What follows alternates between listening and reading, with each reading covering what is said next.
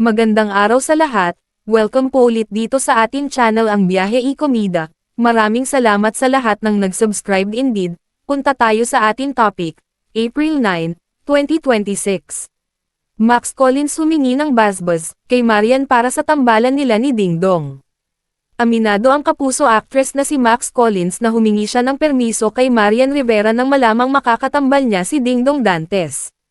Magkasama sina Dong at Max sa upcoming primetime teleserye ng GMA7 na, The Master Cutter, na malapit nang mapanood sa TV ng mga kapuso. Ayon kay Max, may basbas o blessing ng kapuso primetime queen ang magiging tambalan nila ni Ding Dong sa, The Master Cutter. Sa panayam ng, Fast Talk with Boy Abunda, ay natanong ang aktres kung may love scene bang magaganap sa pagitan nila ni Ding Dong sa kanilang serye. Maybe. Parang that's to be expected in an action show. It's something you just have to wait and see in May, sagot ni Max. Say ni aktres, humingi siya ng basbas kay Marian para sa naturang proyekto bilang respeto at pagbibigay galang na rin sa misis ni Ding Dong. I talked to her a lot, I got her support.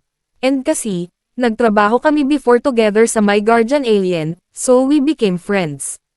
And then now with this new show. I already talked to her even before we started, saad ni Max. Dugtong ng aktres, I love her, I respect her, I spoke to her about this.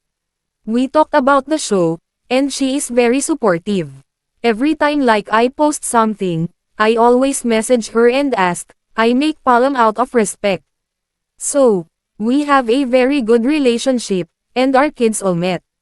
We have Christmas before, kasi Ding Dong and I have the same management, PPL Entertainment also, sabi pa ng Sparkle Star.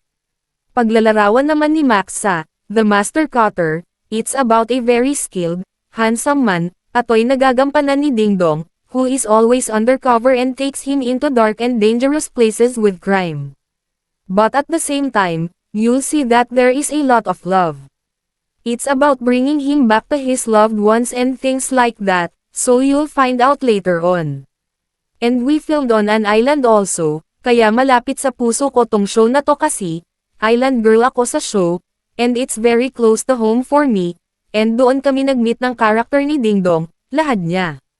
May comedy din, action, lahat it's for the whole family talaga, dagdag ni Max. Doon sa dalawang trailer na aming napanood, medyo sexy ang iyong appearance. And I was told by someone that you have a love scene in this material.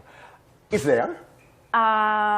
Hindi pa pwedeng sabihin. I don't know. I you don't know yet. Maybe. I mean, parang that's to be expected, I think, in an action show. So I guess like it's something you just have to wait and see in May. Sa mga pagkakataong ganito, bumubusina ka. Halimbawa, kay Marian Rivera, I'm sorry? I do. I actually, I talk to her a lot. You do? I got because, her she's support. very supportive. She's very supportive. She likes, sa IG. And kasi nagtrabaho kami before together sa Guardian Alien, so we became friends. And then now with this new show, I already talked to her even before we started. Panoorin ang buong video sa Fast Talk with Boy Abunda. I-click ang mga link sa description box. At yan ang ating latest showbiz chika update for today. Huwag kalimutan mag-subscribe, i-click ang notification bell for more showbiz chika updates at suportahan po ang ating Facebook page. Maraming salamat sa lahat ng nag-subscribe indeed. Magandang buhay sa lahat. Adios.